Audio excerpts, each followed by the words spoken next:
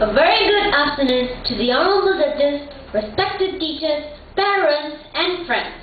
I am here to tell you a very interesting story entitled The Wooden Bowl. Once upon a time, there lived a frail old man. He lived in a small hut by the sea.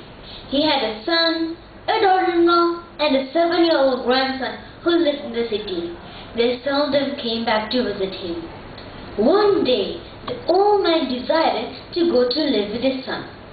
When he reached his son's house, his son was shocked to see him.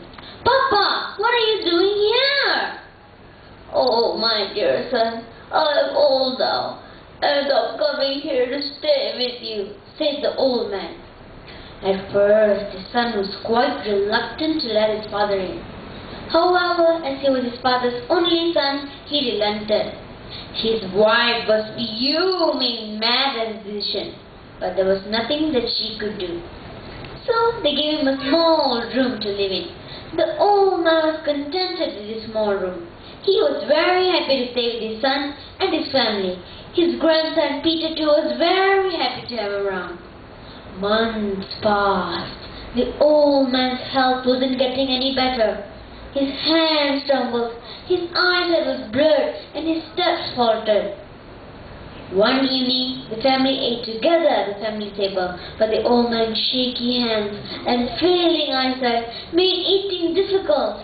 Peter rolled off his spoon and fell onto the floor, and when he grasped the glass, milk spilled on the tablecloth and onto the floor. The son and the daughter-in-law became very irritated with the mess. "You filthy old man! Can't you see? Are you blind? You have created a mess in my home. Are you just going to make our lives miserable?" screamed the daughter-in-law. Later that evening, the son and the daughter-in-law had a discussion in the living room. "We must do something about father," said the son. "Oh yes, I've had enough of his spilled milk, noisy eating and food on the floor. I can't tolerate it anymore," screamed the daughter-in-law. So they set a small table at the corner of the house.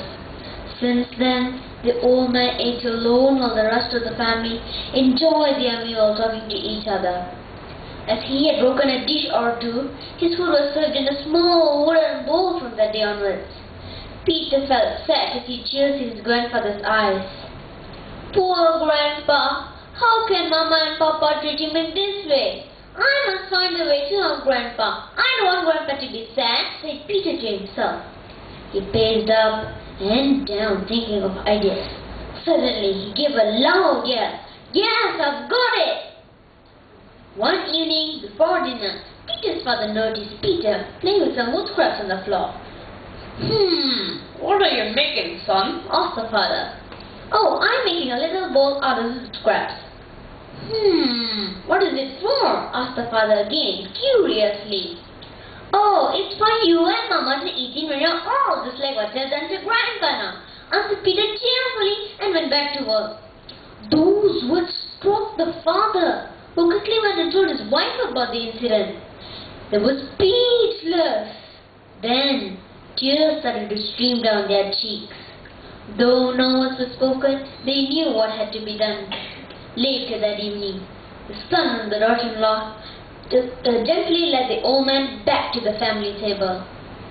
The daughter-in-law apologized for her harsh words. For the remainder of his days, he ate every meal with the family. Well, my friends, the moral of this story is simple yet profound. We must learn to respect our parents.